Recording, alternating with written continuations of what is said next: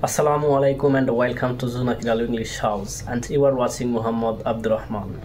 Today we are going to learn আজকে আমরা শিখতে চলেছি two important phrasal verb, দুটি গুরুত্বপূর্ণ phrasal verb, get over and get along.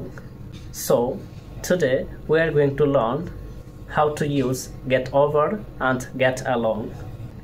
আজকে আমরা শিখতে চলেছি get over and get along এর ব্যবহার. So now let's begin the video. চলুন এখন ভিডিও শুরু করা যাক. Let's go.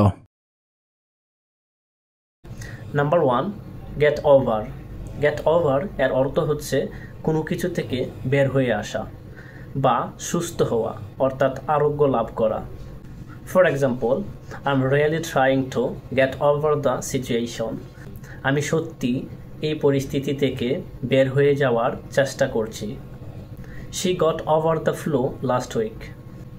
সে গত সপ্তাহে ফ্লু থেকে সেরে উঠেছে. Number 2, get along. At first, we argued a lot, but now we get along really well.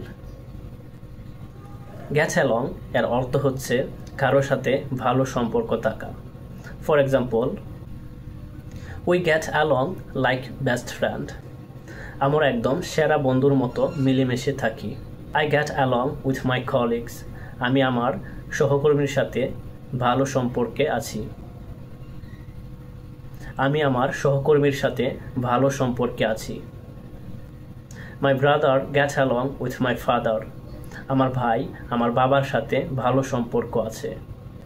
So get over এর অর্থ হচ্ছে কোনো কিছু থেকে বের হয়ে আসা বা আরোগ্য লাভ করা, আর get along এর অর্থ হচ্ছে কারো সাথে ভালো সম্পর্ক রাখা বা কারো সাথে ভালো সম্পর্কে থাকা.